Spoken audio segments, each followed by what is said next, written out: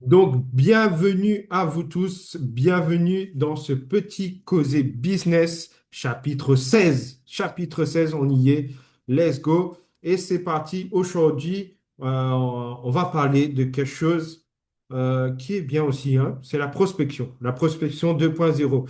Et oui, nous, on a l'habitude, les anciens, je dis nous parce que je suis un ancien, on a l'habitude d'avant, avec les flyers, les réunions à domicile, les appels téléphoniques qui sont encore très bien, hein. La liste de contacts, on téléphone, etc.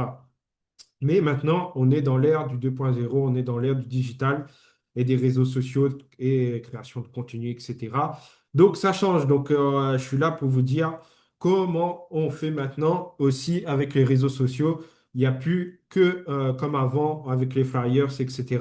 Moi, je peux vous dire que moi, je suis né à l'ancienne école, hein, à 16 ans, j'ai déjà fait du porte-à-porte. Je ne sais pas si vous vous rappelez des petites raquettes pour les moustiques. Eh oui, ben, je crois que c'était en 2000 ou 2001, je faisais déjà du porte-à-porte pour gagner un petit peu de sous. Et du coup, ben, c'est resté. Et puis, c'était la vieille époque, on faisait comme ça. Mais maintenant, à l'ère du digital, c'est plus du tout la même. On utilise beaucoup, beaucoup de choses. Et dans cet épisode, on va découvrir 5 piliers essentiels pour comprendre et maîtriser cette nouvelle manière de développer son réseau, comme dirait Dani. Donc, le premier point, la prospection organique. Attirer plutôt que courir après. Donc, ça, c'est très important. La prospection 2.0 propose largement sur les réseaux sociaux, mais pas n'importe comment. Il ne s'agit pas d'aller partout avec liste de contacts. On ne va pas prendre tout le monde non plus. On n'est pas là pour prendre tout le monde. Et il s'agit de se rendre visible, crédible et attractif à travers plusieurs trucs. Donc là, je vais vous détailler. Donc, les storytelling de son parcours.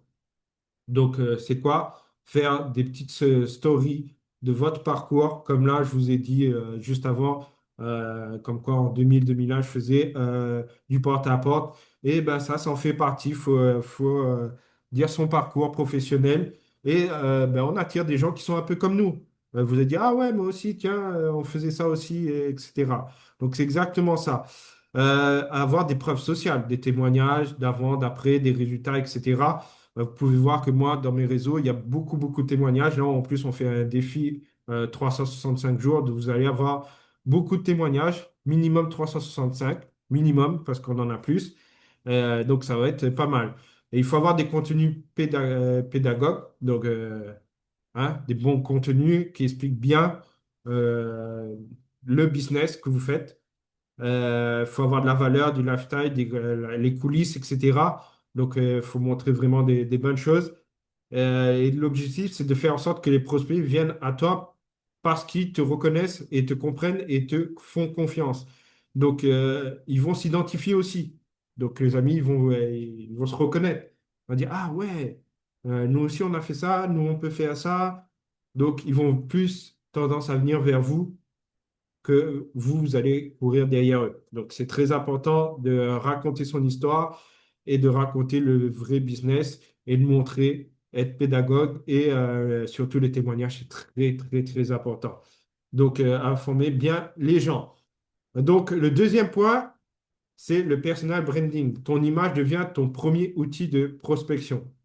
Dans la prospection moderne, ton contenu est égal à ta carte de visite et tu dois incarner ton message clair. Donc, vous êtes votre propre vitrine. Et moi, j'aime bien dire aussi, c'est que vos réseaux sociaux, c'est votre vitrine aussi. Donc, vous devez l'ouvrir tous les jours. Un bon entendeur, celui-là qui comprend, comprendront. Donc, il faut bien mettre ces points, qui tu es, quelle transformation tu proposes, quelle vision tu portes. Donc, quelle vision tu as pour cette entreprise et qu'est-ce que tu attends, qu'est-ce que tu vas faire, etc. Et pourquoi on devrait te suivre plutôt qu'un autre leader. Donc ça, c'est très important aussi. Donc ça permet de bien construire et attire naturellement les bonnes personnes et filtre celles-là qui ne te correspondent pas. Donc c'est un gain de temps énorme. Donc oui, on est là pour inspirer aussi.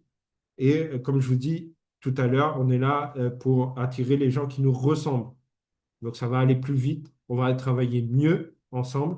Et c'est là qu'on va travailler beaucoup plus vite. Donc, c'est ça qui est pas mal.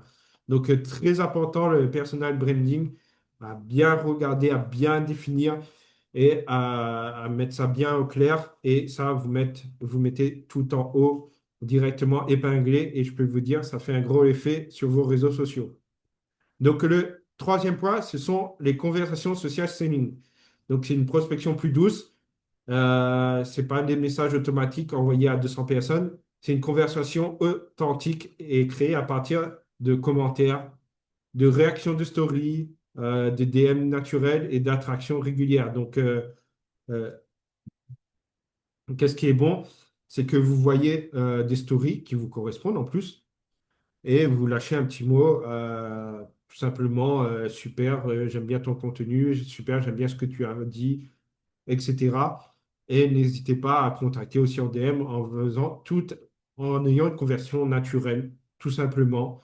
Et pouvez échanger et justement, à partir de là, euh, proposer votre business, etc. C'est mieux que de faire des messages automatiques à 300, 400 personnes. Au bout d'un moment, les gens, ils connaissent et ils commencent à en avoir marre. Donc, ça, on passe d'une logique, je te contacte pour te vendre une opportunité je m'engage à une relation, l'opportunité se place naturellement dans la conversation. Donc, c'est très, très important. Donc, c'est plus fluide, c'est plus durable et c'est plus éthique. Donc ça, c'était le troisième point. On va passer au quatrième point, c'est l'automatisation intelligente, gagner du temps sans perdre l'humain. Donc maintenant, on a beaucoup, beaucoup, beaucoup, beaucoup d'outils à l'heure d'aujourd'hui. Là, en un an, je crois qu'on a beaucoup d'outils avec l'IA qui permet d'accélérer les choses. Donc, on n'a plus trop à se casser la tête. On a des réponses rapides. Donc, vous pouvez mettre votre réponse à vous, mais en vous aidant de l'IA. Tout simplement, là, l'IA, c'est vraiment un truc pour nous aider pour aller plus vite. Mais il faut rester soi-même. Donc, on a des calendriers en ligne. Donc, maintenant, pour les prises de rendez-vous, vous pouvez mettre juste un lien et ils prennent le rendez-vous qu'ils veulent. Donc, ça, c'est très, très bien. On a des tunnels de présentation automatiques. Donc, plus besoin de se casser la tête. On envoie la vidéo et la vidéo est là. On a des suivis automatiques aussi. On a des mini-formations gratuites. Donc, maintenant, il y a beaucoup de choses euh, qui nous font perdre moins de temps. Donc, qui est très bien. Et ça reste toujours humain. L'idée, c'est pas de remplacer une relation. C'est vraiment d'organiser, simplifier, amplifier les interactions et tu restes humain, mais tu optimises vraiment ton temps. Donc ça, c'est vraiment pas mal. Et on finit aussi par le cinquième point qui est le contenu éducatif. Donc devenir une autorité dans ton domaine. Donc maintenant, on est un média et il faut que maintenant, vous connaissez vraiment votre produit et parler pas que de votre produit, mais les bienfaits que ça peut apporter. Donc, pour certains, ça va être des astuces bien-être, de la nourriture, de la beauté, finance, développement personnel. Vous pouvez avoir des questions-réponses, un petit livre questions-réponses, des tutos, des mini-formations, des podcasts. On en est. Voilà, vous avez plein de petits e-books. Hein, il y a plein, plein de choses maintenant qu'on peut faire qui va très, très vite, toujours avec l'IA aussi. Des e-books qu'on peut faire avec l'IA, des mini-formations, ça aussi, ça va très, très vite.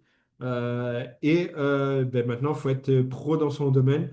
Et ça fait quelqu'un qui est respectable et on voit que on s'y connaît. Et donc, on va dire ça à la personne, elle a moins peur en voyant ça que si on arrive directement avec des mots tout de suite, tu veux mon opportunité. Voilà. Ça fait un peu plus professionnel et tout en restant soi-même. Donc, c'est très important. N'hésitez pas à en faire des petits podcasts. Bon, après, faut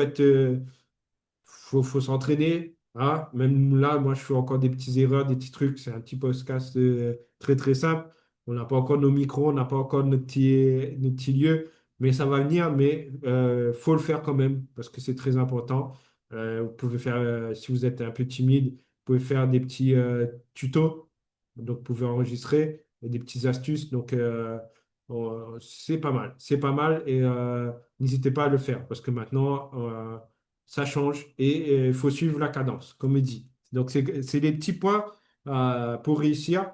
plus tu éduques l'audience et plus tu deviens une référence pour les personnes et plus la prospection devient facile. Donc, c'est même voire automatique parce que les gens vont revenir vers toi.